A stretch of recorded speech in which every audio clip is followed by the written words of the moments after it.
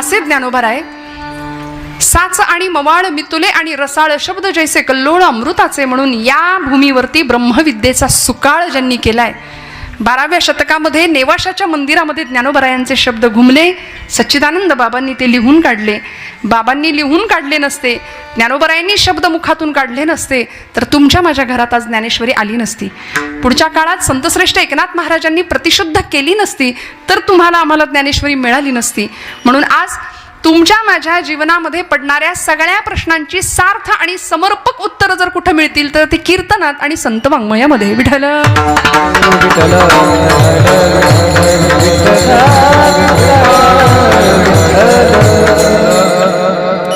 माऊलींचा 750वा हा जन्म सोहळा आहे. आपण 750 वर्षानंतर सुद्धा ज्ञानोबरायांची ओवी प्राणपणाने जपतो. एक तरी ओवी अनुभवावी असं म्हणून नामदेव महाराज आम्हाला सांगतायत की त्या आईप्रती, त्या माऊलीप्रती अशी संवेदना बाळगा की मी तिचं लेकरू आहे. म्हणून असं म्हणतं, जगात ज्याला आई नाही ना त्यांनी माऊलींकडे जायचं, आणि ज्याला बाप नाही, ज्याला पिता नाही, त्यांनी तुकोबरायांच्या चरणावर जायचं. ज्ञानोबा तुकोबा आमचे आईबाप आहेत. विश्वाची माय झाली ना ज्ञानोबा आहे. आणि आज त्यांच्या सबंध वाङ्मयामध्ये मग ज्ञानेश्वरी असेल, जिला आपण भावार्थ दीपिका असं म्हणतो. का हो भावार्थ दीपिका? माऊलींनी भाव जाणलाय, भाव. बरं, गीतेवर फक्त ज्ञानोबांनीच टीका नाही केली. गीतेवर टीका करणारे असंख्य मंडळी आहेत. गीतेवर पंत साहित्यामध्ये वामन पंडित नावाचे एक कवी होऊन गेले, त्यांनी टीका केली आणि गीतेवरच्या टीका भाष्याला नाव दिलं होतं यथार्थ दीपिका. म्हणाले त्या यथार्थ दीपिकेचा आता मुखपृष्ठ सुद्धा कुठं बघायला मिळत नाही, इतकी ती दुर्मिळ आहे. गीतेवरती अजून टीका कोणी केली? विनोबा भावे.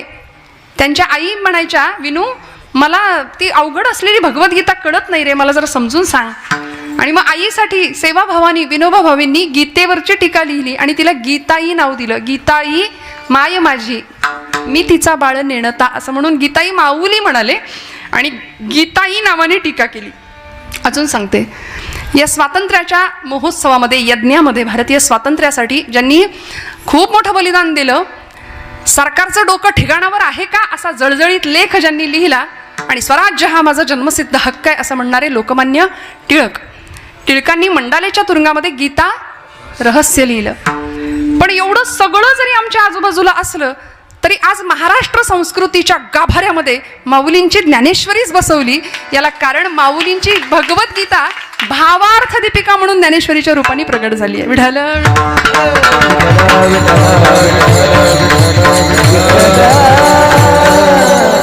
कारण माऊलींनी भावार्थ दीपिका का म्हटलं? भाव जाणला ज्ञानोबरायांनी, भाव. आणि म्हणून भाव हा भक्तीचा सौभाग्य तिलक आहे असं मी विधान करेन. भाव नुसती भक्ती अंतःकरणात असून उपयोग नाही, भाव हा भक्तीचा सौभाग्य तिलक आहे. सौभाग्यवती एखादी स्त्री सगळे अलंकार परिधान केलेत पण कपाळाला कुंकू नाही असं जर असेल तर भक्ती भावाशिवाय तशी दिसते. म्हणून भाव हा भक्तीचा सौभाग्य तिलक आहे. त्यामुळे माऊलींनी भाव जाणला, विश्वाचं आर्त, विश्वाचं दुःख स्वतःच्या हृदयात घेतलं, जगाची माय होण्याचं भाग्य अनुभवलं. आणि एवढंच नाही, साक्षात महाविष्णूचा अवतार हो.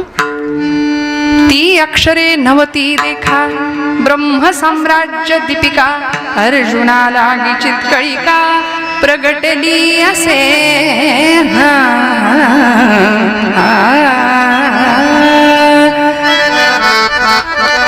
ती अक्षरे अक्षर आहेत कुठं? ती ब्रह्म साम्राज्य दीपिका. एकेका अक्षरात आहे माझा रमाकांत असं जर महाराज म्हणतात तर ते प्रत्येक अक्षर अक्षर ब्रह्माशी अनुसंधान साधणार आहे. परतत्वाचा स्पर्श प्रत्येक अक्षराला आहे.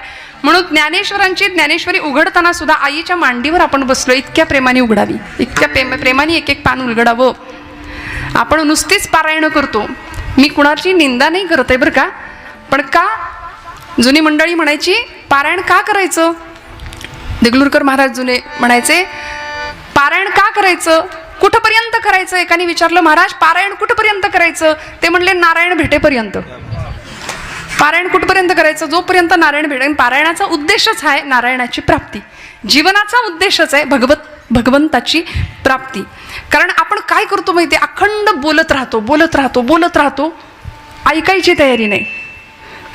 आज कुणी कुणाचं ऐकेन, आमचं भाग्य आहे 2 तास आपण आमचं ऐकताय, आमचं भाग्य. हे आमचं म्हणजे या गादीमुळे आमचं भाग्य आहे. अनादी काळापासून चालत आलेली ही परंपरा. नाही तर कुणी कुणाला विचारत नाही हो. आज लेकीच्या अंगावरून तुकडा वळून टाकावा तसं स्वागत माझं मंडळ कुटुंबियांनी केलंय. म्हणजे हे कशाचं भाग्य आहे? हे माझं नाही, हे ज्ञानोबा तुकोबांची ही पुण्याई आमच्या पाठीशी लागली.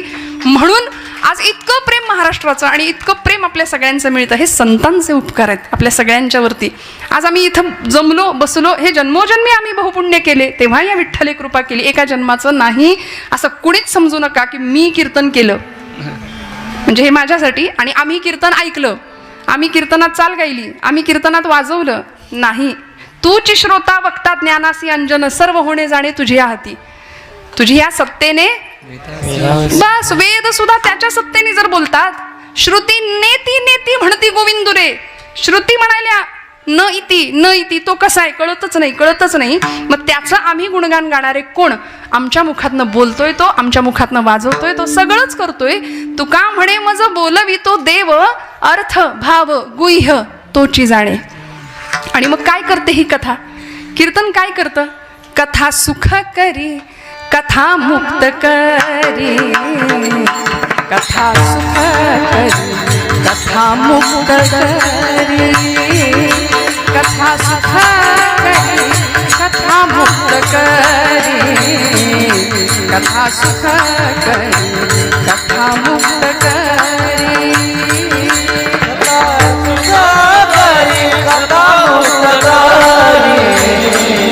कथा सुख करी, कथा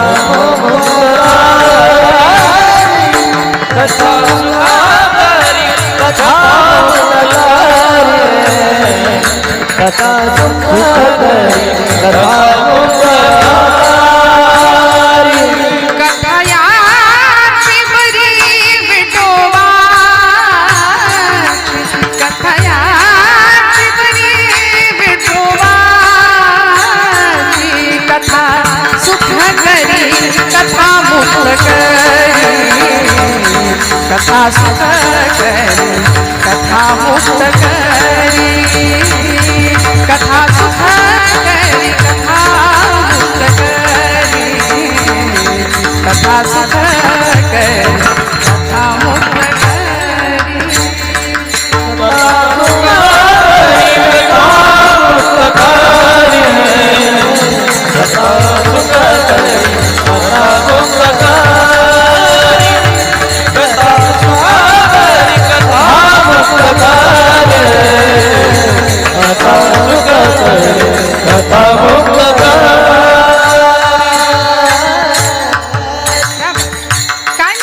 कीर्तन भक्तीतनं सुखाचा अनुभव मिळतो. जगातली सगळी सुख इथं या मंडपात असतात बरं का. आपल्याला वाटतं सगळीकडं सुख आहे, सुख सगळीकडं नाहीये. सुख फक्त कथेत आहे, कीर्तनात आहे. कथा सुख करी, कथा मुक्त करी, कथा याची बरी विठोबाची. तुका म्हणे कथा देवाचेही ध्यान, समाधी लावून उभा असे. देव कीर्तनात येतो, नाचतो, डोलतो. देव कीर्तनात समाधी लावून उभा राहतो. हे संतांचं म्हणणं आहे. मग आम्ही कोण कीर्तन करणारे? म्हणून मी श्रोत्यांना सुद्धा नेहमी सांगते, जेव्हा कीर्तनात आपण बसताना तेव्हा अत्यंत श्रद्धेने बसा. व्यवहारातला सगळा मोठेपणा गुंडाळायचा इथं आल्यानंतर आणि अत्यंत श्रद्धेने कीर्तनाला येऊन बसावं. त्यामुळं श्रद्धावान लभते ज्ञानम तत्पर संयतेंद्रिय. श्रद्धावान माणसाला ज्ञानप्राप्ती आणि ज्ञानवान माणसाला मोक्षप्राप्ती. विठ्ठल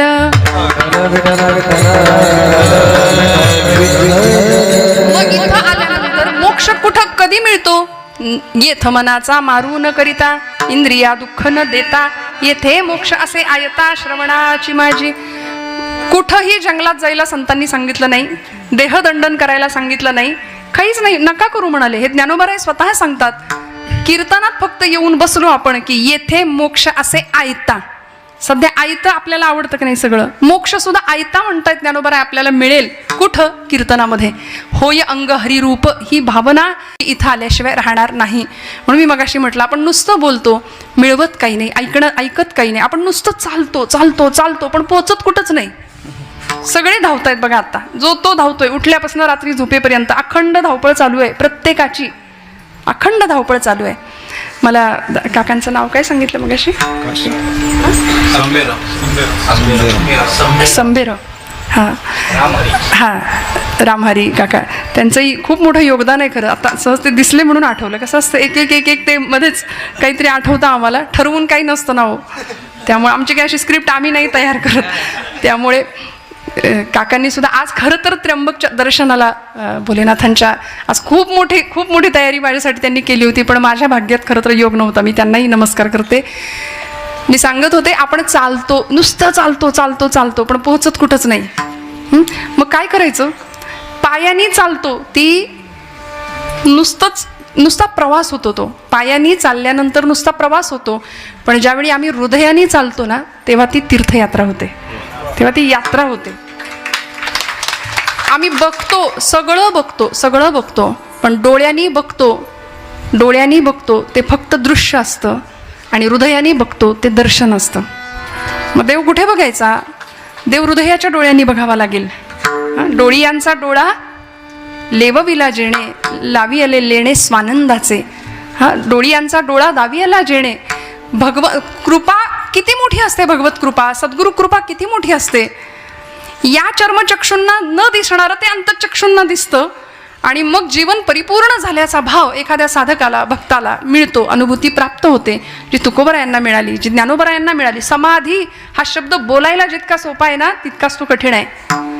समाधी आपण पटकन म्हणून जातो, पण सोप्या भाषेत सांगायचं तर मनाची टिकणारी अखंड प्रसन्नावस्था म्हणजे समाधी आहे, असं आमच्या पुरतं बोलूया.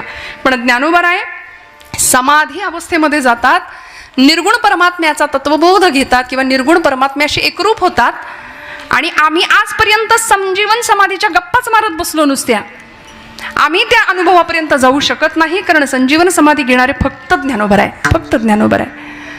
मग ती समाधी उखडून बघण्याचा सुद्धा अनेकांनी प्रयत्न केला. ज्यांचा भाव कमी पडला त्यांनी ज्ञानोबराय 1 की 2 अशाही चर्चा केल्या. म्हणाले 16 वर्षात एवढं होऊच शकत नाही.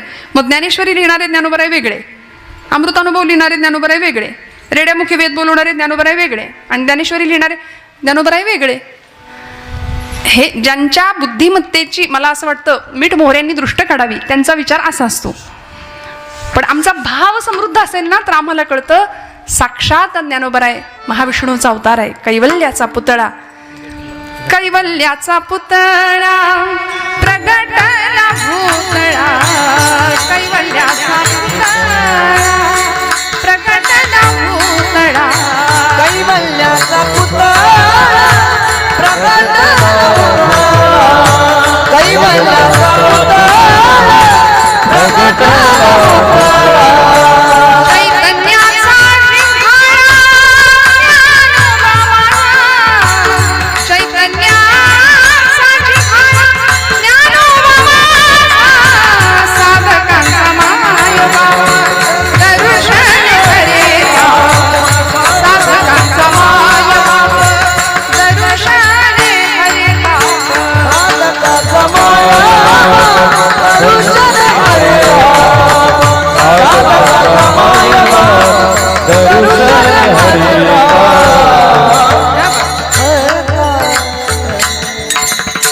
सर्वभूती सुख रूपा ज्ञानोबा माझा, साधकांचा माय बाप दर्शन हरिता. दर्शन मात्र, नुसतं दर्शन जरी झालं ना ज्ञानोबरायांचं, तरी आमचं हृदय हे लावून निघतं. बघा, अर्धून मिलित नेत्र माझ्या ज्ञानोबरायांचे. समाधीला नुसतं पाहिलं, आणि निष्ठावंत एखादा वारकरी ज्यावेळी समाधीजवळ जातो, माझी माऊली म्हणून मिठी मारतो, तेव्हा हृदय गलबलल्याशिवाय राहत नाही.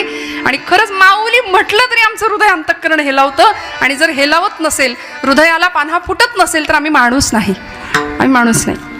कारण एका हरिपाठासाठी, एका ज्ञानेश्वरीसाठी, अमृतानुभवासाठी, चांगदेव 65साठी, असंख्य विरहिण्या, असंख्य अभंग, या सगळ्यासाठी 1000 वेळा ज्ञानोबरायांचे पाय पकडले तरी ते कमी ठरणार आहेत. एवढे उपकार आहेत आमच्यावरती ज्ञानोबरायांचे, तुकोबरायांचे. या सबंध वाङ्मयातून, सबंध महाराजांची गाथा असेल, नाथांचं भागवत, समर्थांचं दासबोध, मनोबोध, हरिपाठ, या सगळ्याच वाङ्मयातनं तुम्हाला मला एक सुंदर असं पथप्रदर्शन केलं. कारण अपूर्ण असलेला जीव पूर्णत्वाला कधी जाईल? मी एक प्रश्न विचारून चिंतनाला आपण सुरुवात करूया. काय जीवाची दशा काय असली पाहिजे? जीव पूर्णत्वाला कधी जातो? नदीचं मूळ स्वरूप काय आहे? नदीचं मूळ स्वरूप काय आहे? जागेत ना सगळे? हा, नदीचं मूळ स्वरूप काय आहे? म्हणजे जिथून नदी येते, हा, ते नदीचं मूळ स्वरूप. आपलं मूळ स्वरूप काय? हा जीव कुठून निर्माण झाला? शिवापासून. मग आपलं मूळ स्वरूप शिवतत्व आहे. हा, आई वडील हे व्यवहारात आहेत, पण आपण मूळ आपला सगळ्यांचा बाप तो आहे. ऐसा तो समर्थ ब्रह्मांडाचा धनी, तो मोठा आहे, तो जगत चालक आहे, जगाचा बाप आहे, अखिल कोट ब्रह्मांडाचा नायक असं म्हटलंय. अनेकांना प्रश्न पडले होते, शास्त्रज्ञांनी शोध लावले, आकाशामध्ये एकच आकाशगंगा आहे असं एक शास्त्रज्ञांना वाटलं. नंतर शोध लावत गेले तेव्हा असं वाटलं नाही 2 आकाशगंगा आहेत. काहींना वाटलं नाही 3 आहेत, काहींना वाटलं 4 आहेत. अजून शोध लावत गेले आणि त्यांना कळेच ना. म्हणाले असा अनंत आकाशगंगा आहेत, इन्फिनिट, असंख्य आकाशगंगा आहेत. आणि तो जो अनंत शब्द आमच्या तुकोबरायांनी वापरला, अनंत ब्रह्मांडे उदरी हरी हा बालक नंदा घरी.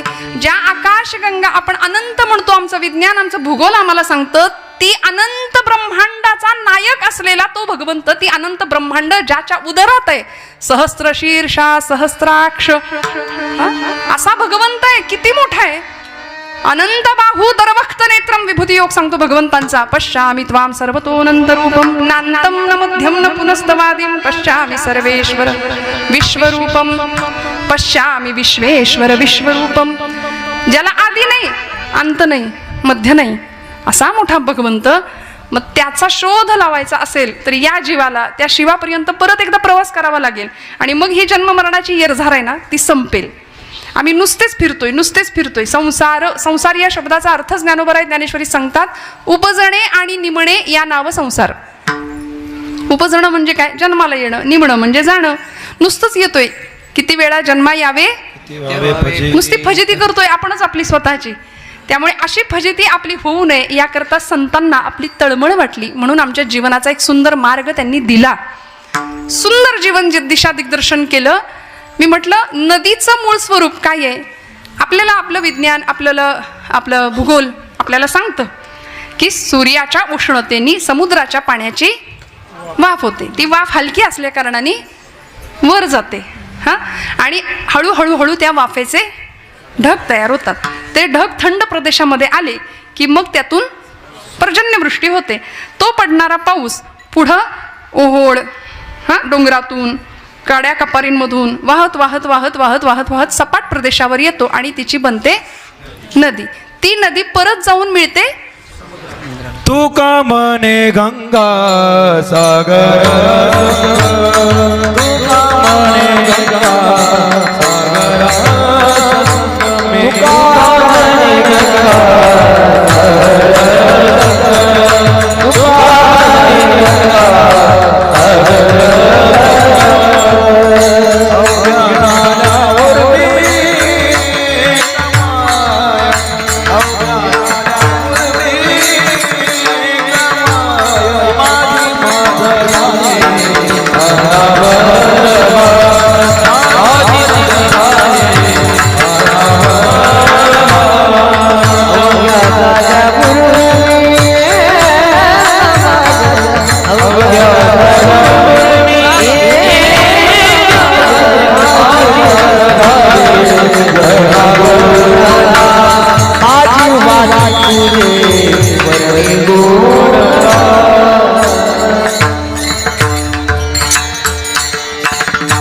अवघ्या झाल्या उर्मी एकमय. कुठे जाते नदी? समुद्राला जाऊन पोहोचते आणि एकरूपत्व पावते. नदीचं मूळ स्वरूप म्हणजे समुद्र. तसं या जीवाचं मूळ स्वरूप आहे ते शिवतत्व. जीव शिव दोनी जीव शिव तो एक रूपा झाले, जीव शिव एक रूप झाले, जीव शिव एक रूप झाले,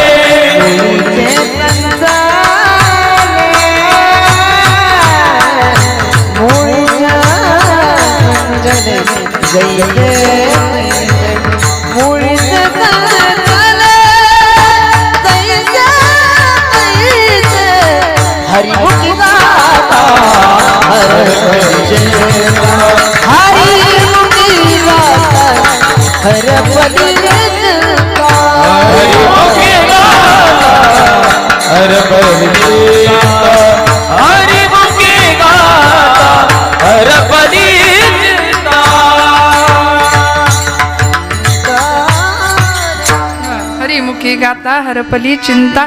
जीवाशिवाचं ऐक्य ज्यावेळी संतांनी अनुभवलं त्यावेळी मी म्हणजेच देव आहे असा अनुभव संतांना प्राप्त झाला. आणि हा अनुभव ज्ञानोबरायांनी घेतला. भूतत्वाशी एकरूप झाले. विठ्ठल विठ्ठल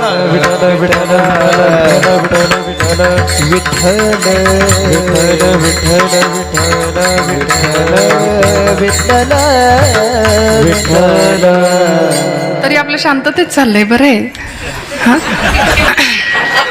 असं माऊली म्हणतात आम्हाला मूळ स्वरूपामध्ये पोहोचायचंय. बरं, मग त्याकरता उपास्य देवता निवडली विठ्ठल रखुमाई. जे जगाचा बाप आहे, जगाची माय आहे, पांडुरंग परमात्मा विटेवर 28 युगांपासून तिष्ठत उभे आहेत. त्या पंढरीनाथाला आपलंसं केलं. ज्ञानोबरायांनी इतकं आपलं केलं की तो पांडुरंग परमात्मा जीवीचा जिवलक झाला ज्ञानोबरायांच्या. माझ्या जीवीची आवडी पंढरपुरानी न गुढी, गोविंदाचे गुणी वेधले पांडुरंगी मन रंगले. त्यामुळे भगवान परमात्म्याला आपलं म्हटलं आणि तो जीव त्या शिवाशी एकरूप होण्याकरता कटिबद्ध झाला, सिद्ध झाला. आणि मग जीवीची या जीवा प्रेम भावाची या भावा, तुझं वाचुनी केशवा अनुनावडे, जीवे अनुसरणी अजूनी कान ये. लळा लागला त्या चैतन्याचा. त्यामुळं चित्ताला मिळणारी चैतन्याची अत्यंत सुंदर अनुभूती माऊली घेतात. शेवटचं चरण घ्या. देवी वरू विठ्ठली देवी वरू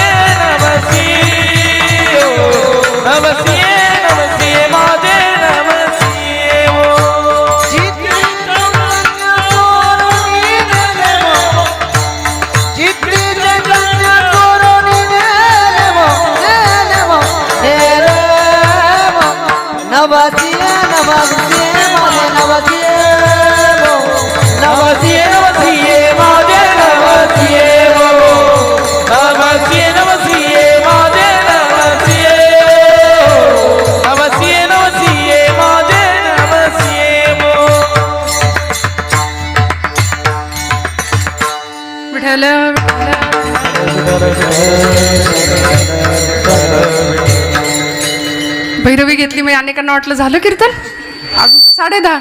मला 12पर्यंतची परवानगी आहे. तुम्ही मला म्हणायचं नाही वाजली की 12 परत. त्यामुळे मला आज पूर्ण परवानगी आहे. पण तरी सुद्धा 12 वाजतील एवढं कीर्तन नाही करणार, काळजी करू नका. पण मला प्रवेश तिकडून दिसला, मला नाही कळलं कसं काय, म्हणून म्हटलं शेवटचं चरण घेऊया. चित्त चैतन्य चोरून नेले, त्या चित्ताला त्या चैतन्याचा लळा लागला पाहिजे. आम्हाला भगवंताची आवड लागली पाहिजे, जी माऊलींना लागली. आणि ज्ञानोबरायांनी किती आस करावी त्या चैतन्याची, किती आर्ततेने त्याला बोलावावं.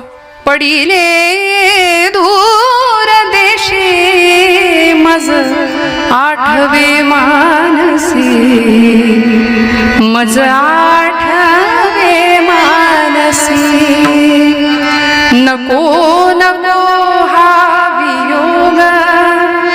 इतकी आर्तता, इतका विरह भगवंताविषयी आपल्याला वाटतो का? प्रश्नचिन्ह. नाही. आपण आपल्या घरच्यांची वाट बघतो, आपण आपल्या परमप्रिय माणसाची वाट पाहतो, पण देवाची वाट नाही पाहत. माऊलींनी विरहिण्या लिहिल्या. आर्त भगवंताचा विरह सहन नाही झाला. त्या चैतन्याची अनुभूती घेण्याकरता हा जीव तळमळला. आणि मग नको नको हा वियोग, कष्ट होता ते जीवासी, गरुड वाहना गंभीरा,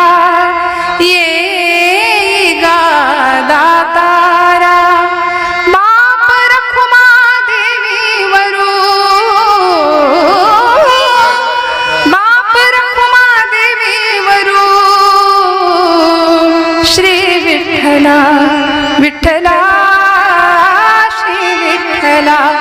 इतकी वाट बघावी आणि मग एखाद्या वेळी तो भगवंत असा एखाद्या सुगंधाच्या रूपाने यावा. गोकुळातल्या गोपींना भास व्हायचे तसे. कुणाचे हो? कृष्ण परमात्म्याचे. अचानक एखादा सुगंध यायचा आणि वाटायचं गोकुळात परत कृष्ण आला की काय. मग एखाद्या विरहिणीने एखाद्या गवळणीने म्हणावं की माझा भगवंत कसा आला.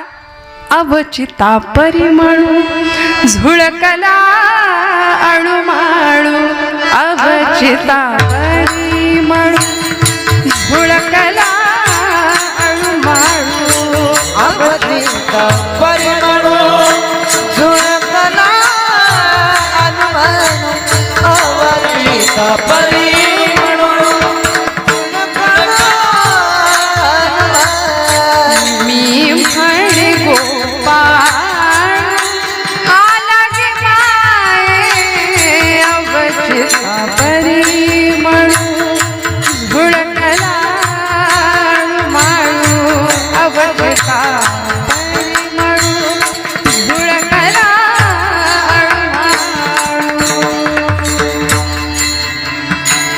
किती भगवंताची आस असावी, आपल्याला तशी आस नसते. आता हे फक्त बोलायला सोपं आहे, पण रामकृष्ण परमहंसांना एकाने विचारलं की देव कधी भेटेल, देवाची वाट कशी बघायला पाहिजे, किंवा देवासाठी किती तळमळ असली पाहिजे आणि देव कशाने प्राप्त होईल. रामकृष्ण परमहंस त्यांच्या शिष्याला घेऊन गेले गंगेच्या काठी पाण्यामध्ये आणि जवळजवळ गळ्यापर्यंत पाणी यावं इतक्या खोलपर्यंत नेलं. त्याचं डोकं असं घेतलं आणि पाण्यात बुडवलं. शेवटी नाकातोंडात पाणी जाऊन तो त्यांचा शिष्य गुदमरायला लागला, जीव तडफडायला लागला. त्यावेळी म्हणला, ठाकूर मला मारता की काय, मरेन मी. त्यांनी हात सैल केला आणि म्हणाले, श्वासासाठी जितका तडफडलास तितका देवासाठी ज्या दिवशी तडफडशील त्या दिवशी देव भेटेल. विठ्ठल विठ्ठल विठ्ठल म्हणून शिवाला भेटण्याची जीवाची किती ओढ असली पाहिजे आम्हाला ज्ञानोबराय शिकवतात. आणि म्हणून संजीवन तत्वाचा स्पर्श माऊली घेतात. नामा म्हणे माझा बाप समाधिस्थ, नामा म्हणे माझा बाप, नामा म्हणे आता लोपला दिनकर, बाप ज्ञानेश्वर समाधिस्थ. माऊलींची समाधी ही भल्या भल्यांनी, नामदेव महाराजांनी तर अख्ख्या समाधीचं वर्णन केले. सकल संतांनी आज आम्हाला ज्ञानोबरायांचं चरित्र म्हटलं तरी काय ज्ञानोबरायांनी मिळवलं. 16 वर्षाच्या लेकराला जगाने काय दिलं, पण अमृताची संजीवनी उतू घालवली या भूमीमध्ये, या महाराष्ट्र भूमीमध्ये. महाराष्ट्र सारस्वताला इतकं सुंदर मराठी भाषेचं अलौकिक देणं देऊ केलं ज्ञानोबरायांनी. माझा मराठाची बोलू कौतुके परी अमृता तेही पैजा जिंके, ऐसी अक्षरे रसिके मेळवीन. ज्या माय मराठीचा गौरव ज्ञानोबराय करतात 750 वर्षापूर्वी, ती माय मराठी आज आपण माऊलींची ज्ञानेश्वरी तुकोबरायांचा अभंग घेतला की आमचा आऊर अभिमानाने भरून आला पाहिजे. येत नाही ही वेगळी गोष्ट आहे. आमच्या इथल्या नवीन पिढीने संतांचे ग्रंथ हातात घेतले पाहिजेत. मी नेहमी एक विधान करते, जीवन जगण्याची कला शिकण्याकरता कुठेही जायची गरज नाही. सगळ्यात मोठे काउन्सिलर जर कोणी असतील, समुपदेशनाचं काम जर कोणी केलं असेल तर ते आमच्या संतांनी केलंय. सगळ्या प्रश्नांची उत्तरं आमच्या ग्रंथांमध्ये आहेत. किती आर्ततेने त्या भगवंताला बोलवावं आणि हळूच ती एखादी गोपी विरहिणी भगवंतांना पाहण्याकरता जाते. चाचरती चाचरती बाहेर निघाले आणि अचानक तो दिसला की ठकची मिठेले काय करू अवचिता परिमळू झुळकला अणुमाळू. इतका भगवंताचा लळा लागावा आणि मग या चित्ताला त्या चैतन्याचा अनुभव मिळावा. आता आम्ही सगळी सामान्य माणसं आहे. एवढ्या मोठ्या अवघड शब्दामध्ये आम्हाला कसा परमार्थ कळायचा. आम्हाला परमार्थाचा अर्थ कळायला वेळ लागतो, आम्हाला अर्थाचा परमार्थ लगेच कळतो. थोडंसं उलट तेच शब्द आहेत, काय बोलले वेगळं. त्यामुळे आमचा अर्थार्जनासाठी जगणं जास्त चालू आहे, अर्थपूर्ण जगण्याकडे कल कमी आहे. आम्हाला संतांनी अर्थपूर्ण जगायला शिकवले. जीवनाचा अर्थ मिळाला पाहिजे, जीवनाची कला आम्हाला सापडली पाहिजे. काही चेहऱ्यांकडे बघितलं तर आपण कपड्याला इस्त्री करतो इथपर्यंत ठीक आहे, माणसं चेहऱ्याला पण इस्त्री करतात.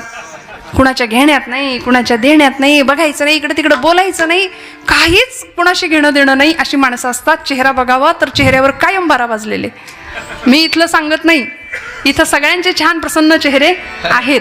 आमचं ठरलंय, म्हणजे आम्ही पुणेकर माणसं आहे, त्यामुळे इकडचं तिकडे सांगू फार तर, पण इथलं इथं नाही सांगायचं. पुण्यातल्या काही गोष्टी इकडे सांगायच्या. माऊलींनी अहो आमच्या पुण्याचा गौरव केलाय, पुण्याची गणना कोण करी. वाटलं काय तुम्हाला? तुम्ही जागे आहेत ना? काय म्हणलेत ज्ञानोबराय? पुण्याची गणना कोण करी. तसं काही डोक्यात ठेवू नका. माऊलींनी तुमच्या माझ्या पुण्याची गणना कोण करेल जेव्हा आमच्या मुखात हरिनाम असेल असं वर्णन केले हरिपाठामध्ये. त्यामुळे या सबंध वाङ्मयातून माऊलींनी आम्हाला आजचा जो अभंग आपण निरूपणा करता घेतलाय ना, अभंग 3च चरणांचा जरी असला ना तरी सुद्धा अभंगाचा आवाका अर्थकक्षा खूप मोठी आहे. खूप ज्ञानोबरायांसारखीच विशाल आहे. विश्व माऊली आहे ना, ज्ञानोबरायांसारखीच विशाल आहे. पण अभंग सोडवता येत नाही. तुम्ही म्हणाल मग काय करताय तुम्ही आता? अभंग सुटूच शकत नाही. मी नेहमी एक विधान करते की अभंग सुटला तेव्हाच म्हणता येतं जेव्हा कीर्तन करता करता देह पडला.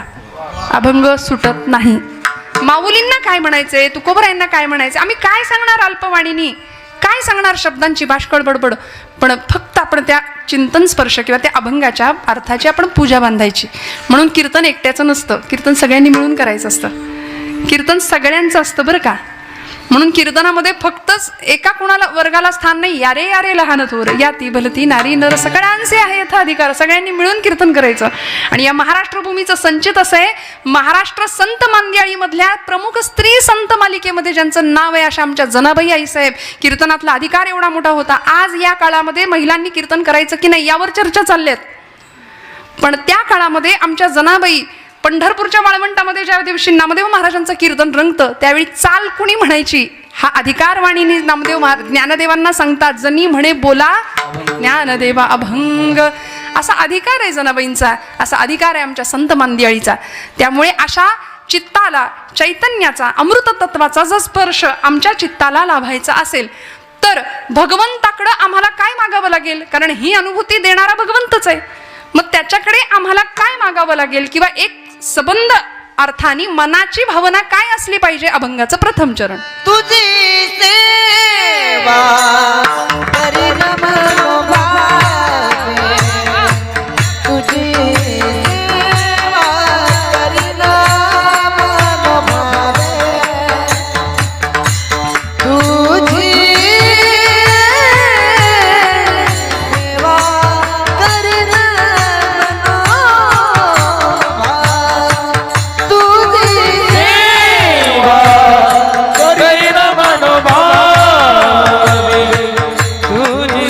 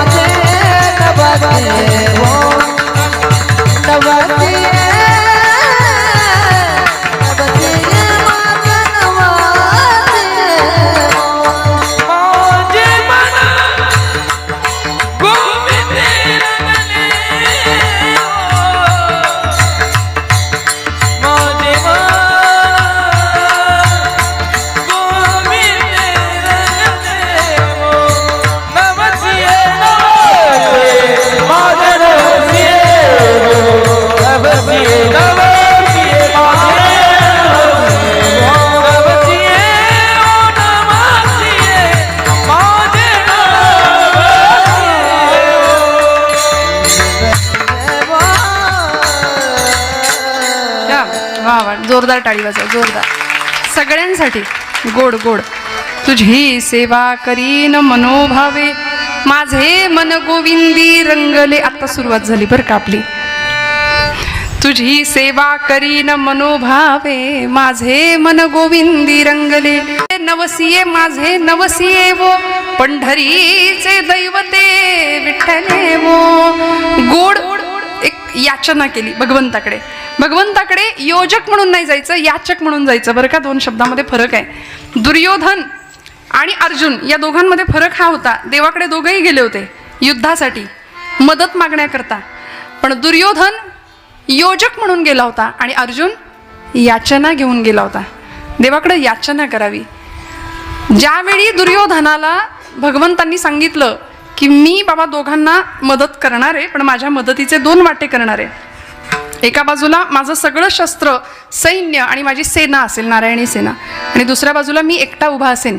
मी हातात शस्त्र धरणार नाही, युद्ध करणार नाही. बोला कुणाला काय पाहिजे. दोघं तयार होते. हा दुर्योधन पक्का होता. तो म्हणाला देवा तुला घेऊन काय करू, तू हातात शस्त्र धरणार नाही, युद्ध करणार नाही, तिथं काही पंगत वाढायची आहे, तू नकोच मला. हे अभक्ताचं लक्षण आहे. देवाकडून आपण मागतो पण देव मागत नाही. आणि संतांनी देवाकडून नाही मागितलं, देव मागितला. दुर्योधन म्हणाला नको तू मला, तुझी सेना दे सगळी. तो सेना घेऊन निघून गेला. आणि अर्जुनाला कुत्सितपणे भगवंत व्यंगात्मक विचारतायत, अर्जुना अरे मी हा असा हातात शस्त्र नाही धरणार, युद्ध नाही करणार, ती सेना सगळा दुर्योधन घेऊन गेला, तू काय करणार मला घेऊन. पण अर्जुनाला माहिती होतं आणि भगवंत चिडवत होते अर्जुनाला, अर्जुना हार निश्चित है तेरी, हरदम रहेगा तू उदास. हार निश्चित है तेरी, हरदम रहेगा तू उदास. अरे माखन तो दुर्योधन ले गया, केवळ छास बची तेरे पास. घेऊन गेला तो, आता काय करणार काय. पण अर्जुन निष्ठावंत भक्त होता.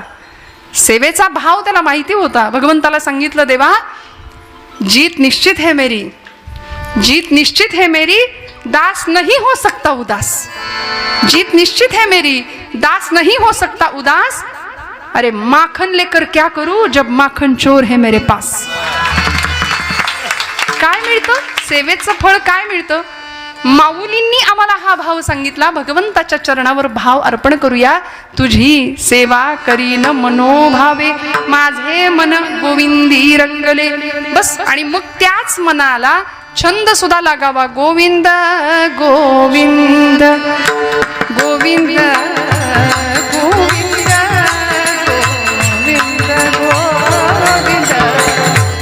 गोविंद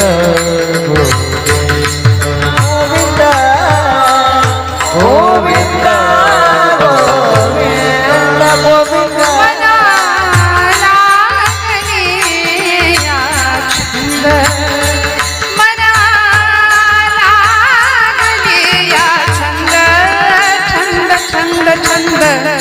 मग गोविंद आया, मग गोविंद ते मनाला गलिया तंदा, मनाला गलिया तंदा. गोविंद मग गोविंद ते आया, मग गोविंद ते आया.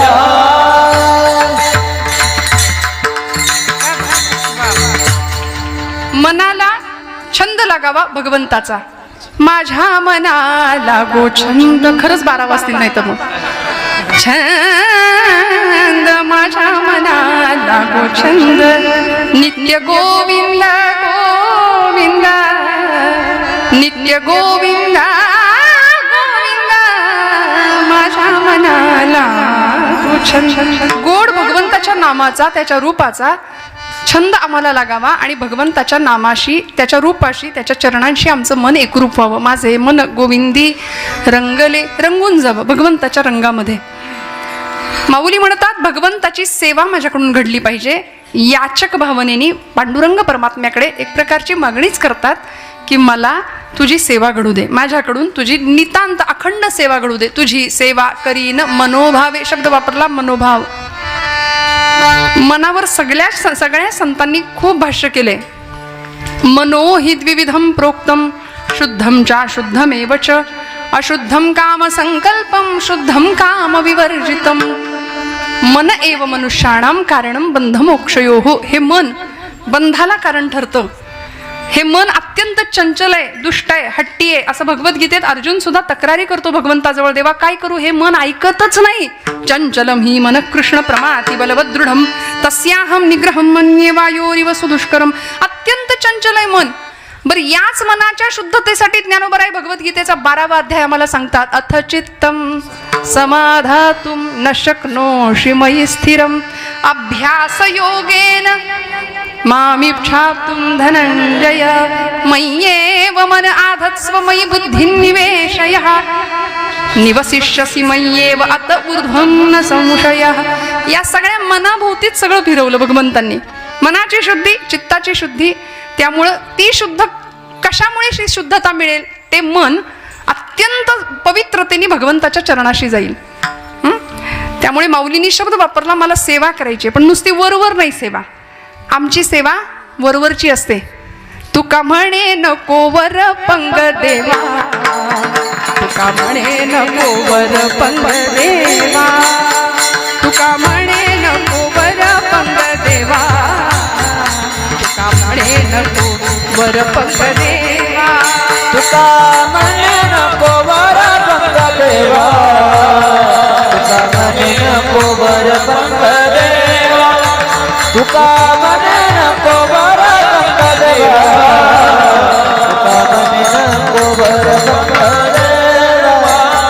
घेई माझी सेवा भाव शुद्ध, घेई माझी सेवा भाव शुद्ध, तुका म्हणे नको वर पंग देवा, तुका म्हणे नको वर पंग देवा, तुका म्हणे नको वर पंग देवा, तुका म्हणे नको वर पंग देवा.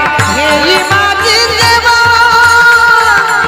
भाव शुद्ध, घेई माझी सेवा भाव शुद्ध, तुका म्हणे नको वर पंग देवा, तुका म्हणे नको वर पंग देवा, तुका म्हणे नको वर पंग देवा, तुका म्हणे नको वर पंग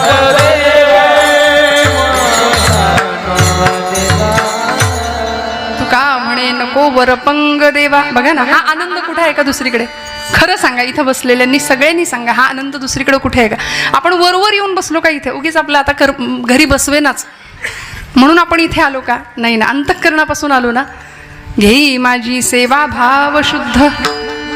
वरवरची भक्ती भगवंतालाही आवडत नाही. देवाला काय लागतो? पत्रम पुष्पम फलम तोयम यो मे भक्त्या प्रयच्छति तदहम भक्तिवरुतम अश्नामी प्रयतात्मनः.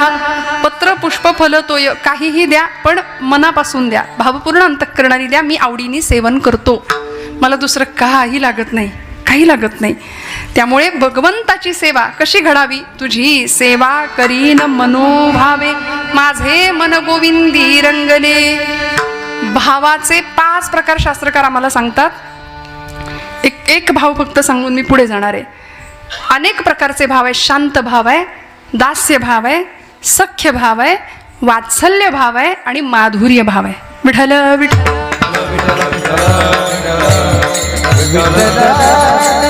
आपण पटपट उदाहरणं बघत पुढे जायचं. आता सगळे जागे राहा.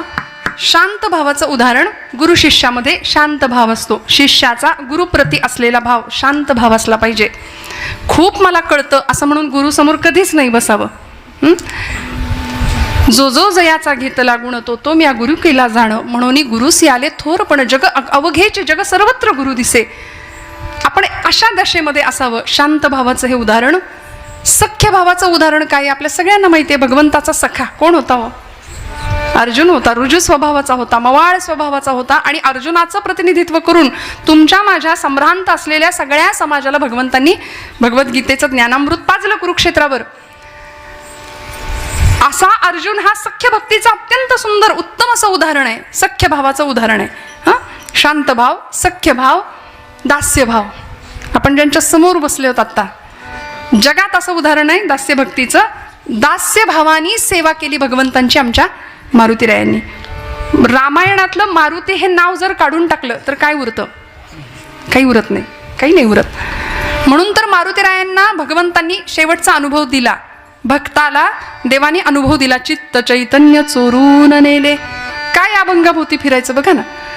दास्य भावाचं सर्वोत्तम उदाहरण आहेत ज्ञानोबा आमचे मारुतीराय. मारुतीरायांनी रामांची किती सेवा करावी. रामबाण होते मारुतीराय रामांचे. प्रत्येक सेवेला, प्रत्येक कामाला हजर. प्रत्येक कामाला हजर आहेत. जन्म झाल्यापासून राम राम राम राम, श्रीराम जय राम जय जय राम, अखंड नामाचा एवढा उच्चार करावा आणि राम कार्यासाठीच आपलं जीवन समर्पित करावं.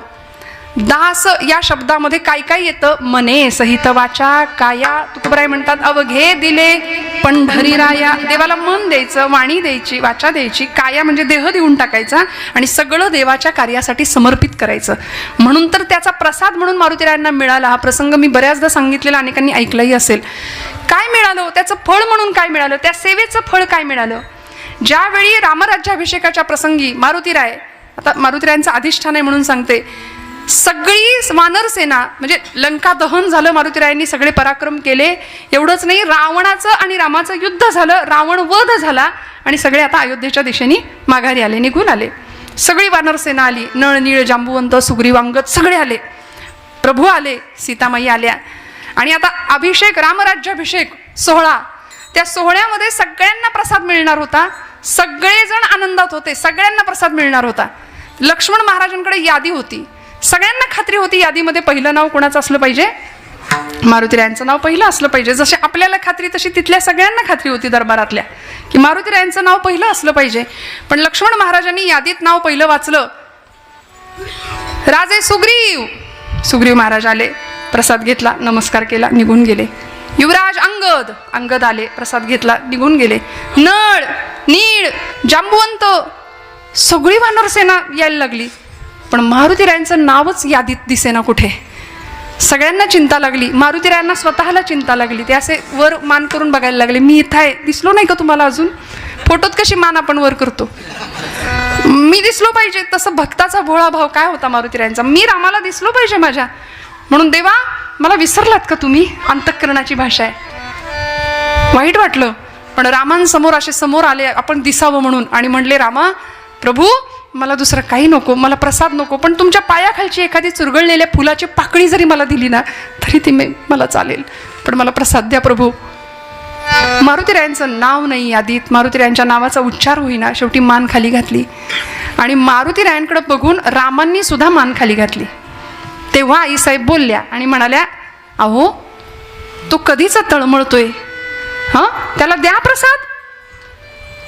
प्रभू जगत चालक, अखिलकोट ब्रह्मांडाचा नायक, मर्यादा पुरुषोत्तम सिंहासनावर बसून प्रभू रामचंद्र आपल्या जानकीला, आईसाहेबांना सांगतायत, सीते माझ्या भक्ताच्या नादी लागू नको, त्याला देण्याकरता माझ्या या हृदया व्यतिरिक्त दुसरं काही नाहीये, काही नाहीये. मी काय देणार त्याला, मी काय देणार? वाह फकीरी क्या है अमीरी, दासी तेरे चरणों की, मी काय देऊ त्याला? आणि मारुतीराय म्हणाले, जशी रामांनी मान खाली घातली, टाळ्या एकदा वाजवा यांच्यासाठी. क्या बात, वा वा.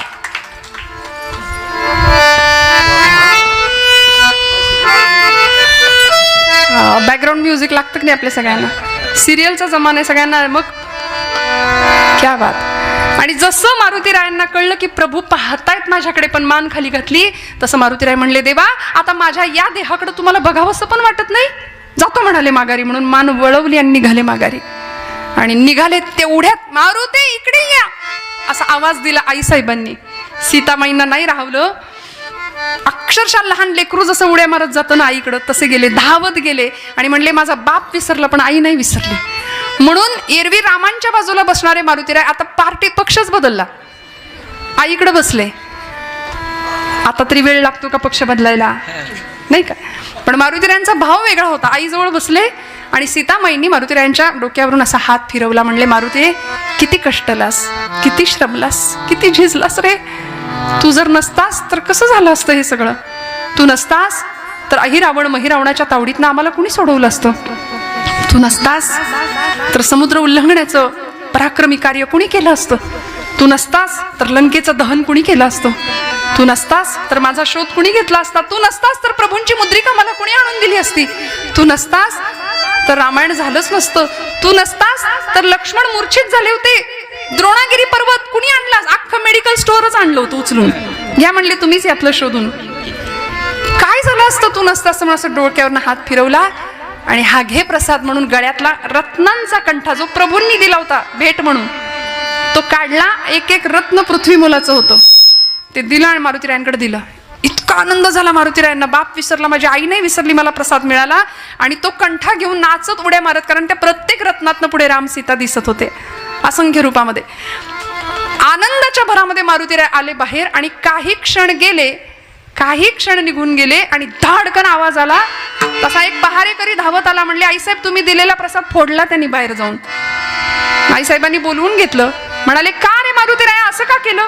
काही म्हणाले कारण तिथं गेल्यानंतर ते चित्र बाहेरचं वेगळं दिसायला लागलं, राम सीता दिसतच नव्हते त्याच्यातून, समोर काही वेगळं दृश्य झाडं झुडपं दिसायला लागली. आईसाहेब आणि माझा बाप प्रभू मारुतीराय रामचंद्र दिसेनात म्हणून फोडलं, त्यात राम नाही म्हणून फोडलं, आणि ज्यात राम नाही ते मला नको म्हणाले.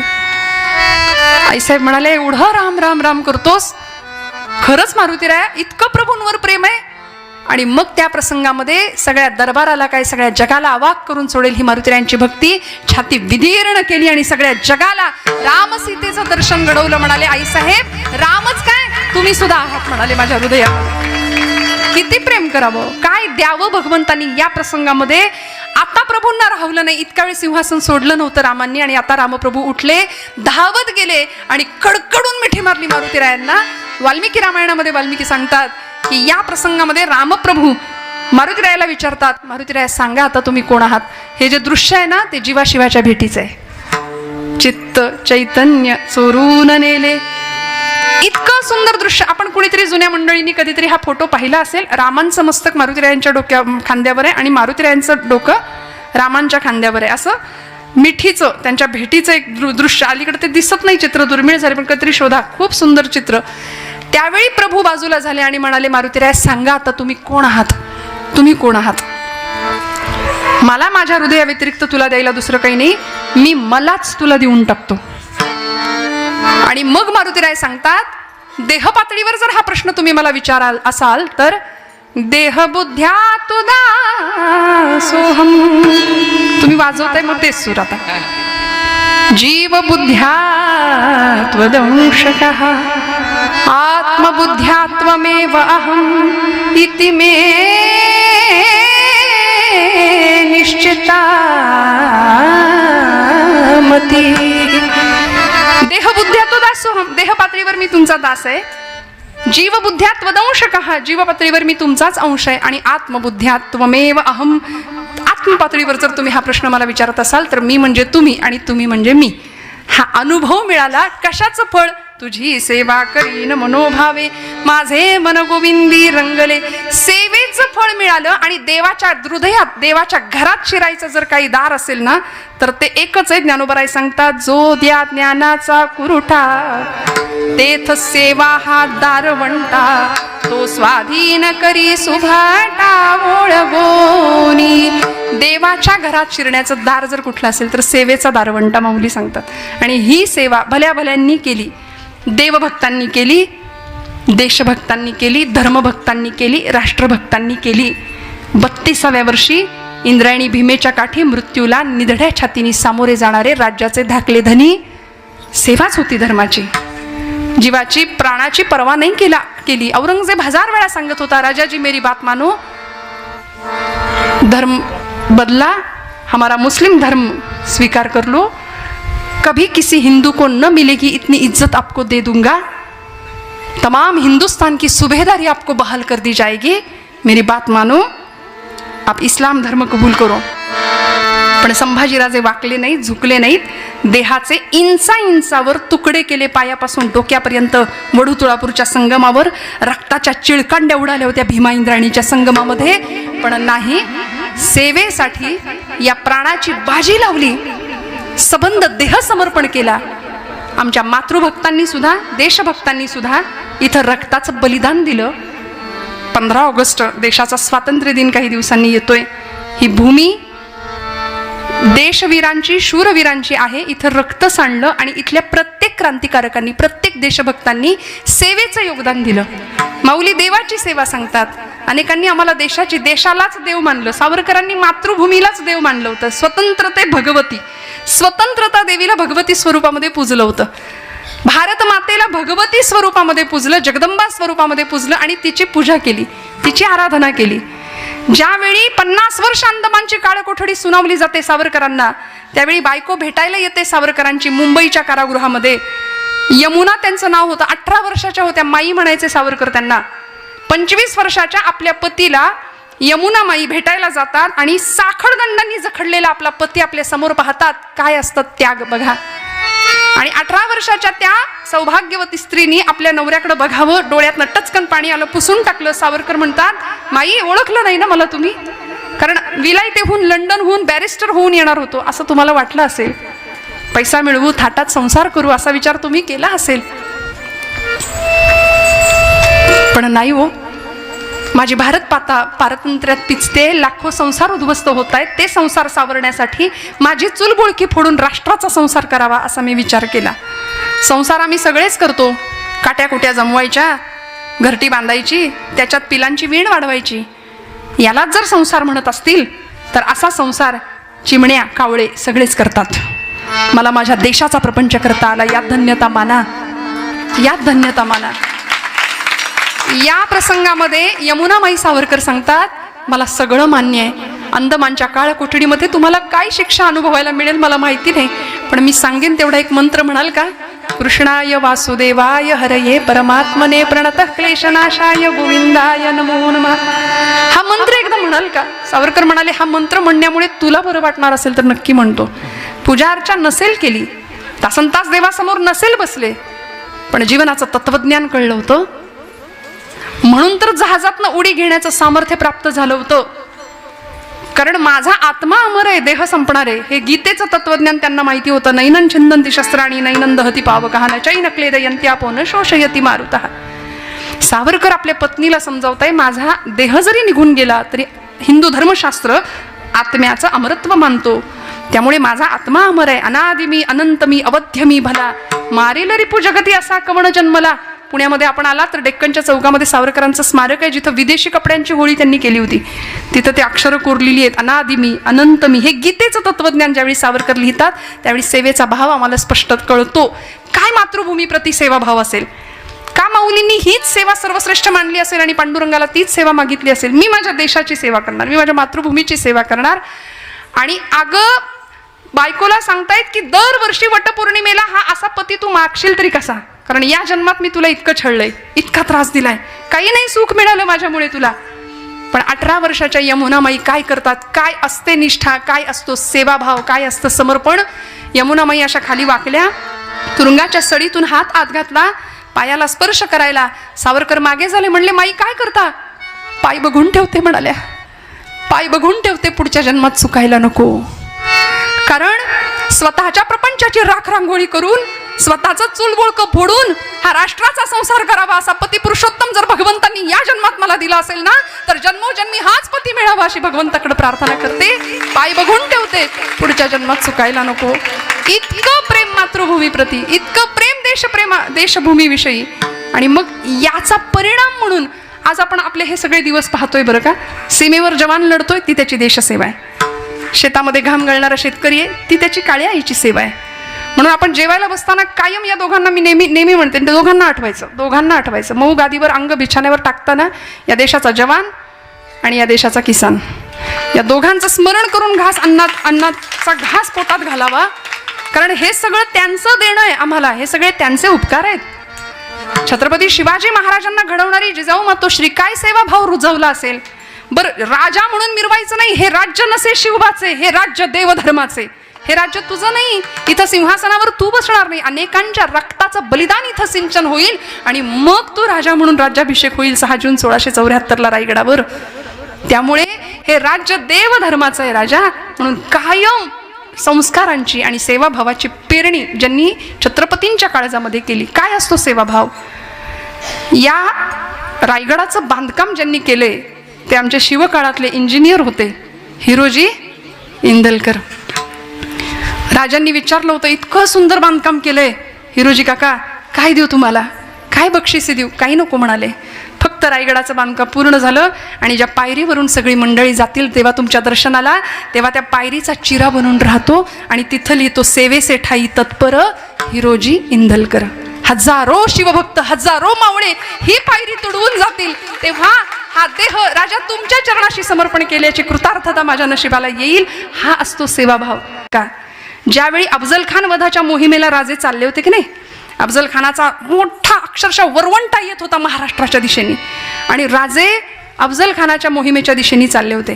काय घडलं होतं, त्या आदिलशहाच्या दरबारामध्ये ती बडी बेगम साहिबा चांदीच्या तपकामध्ये सगळा तो विडा फिरवत होती.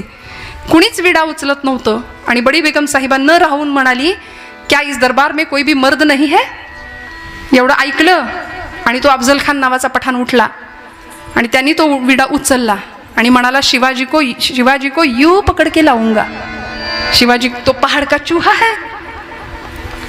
बड़ी बेगम साहिबा हुशार होती, ती म्हणली, शिवाजी पहाड़ का चूहा, चूहे को पकड़ने के लिए कितनी फौज चाहिए बताओ? म्हणजे उंदराला पकडायला किती सेना पाहिजे तुला? तो म्हणाला, युही कोई 20-22 हजार, 22,000 उंदराला पकडायला. म्हणजे तोही मनातनं घाबरलाच होता. पण झालं काय, पैजेचा विडा उचलून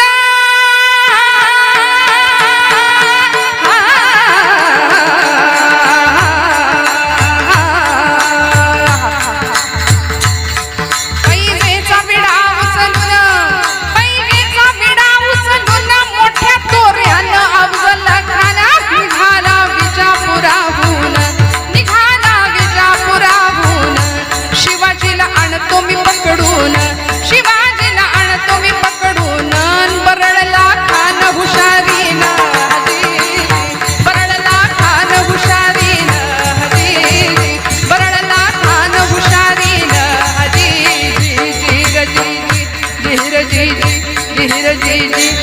शिवाजी तो उंदीर डोंगराचा, शिवाजी तो उंदीर डोंगराचा,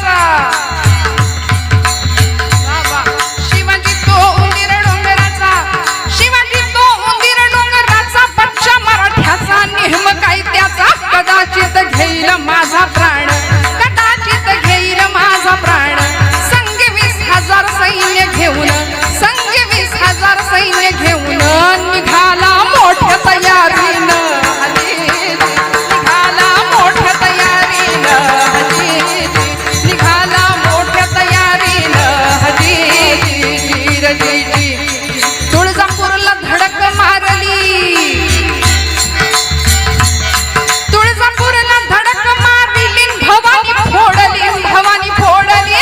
प्रलय मांडीला पंढरपुराला, प्रलय मांडीला पंढरपुराला. प्रजा केली हैराण रस्त्याला, येऊन पोहोचला पहावाईला, येऊन पोहोचला पहावाईला, येऊन पोहोचला पहावाईला. छत्रपती श्री शिवाजी महाराज की हर हर विठ्ठल विठ्ठल.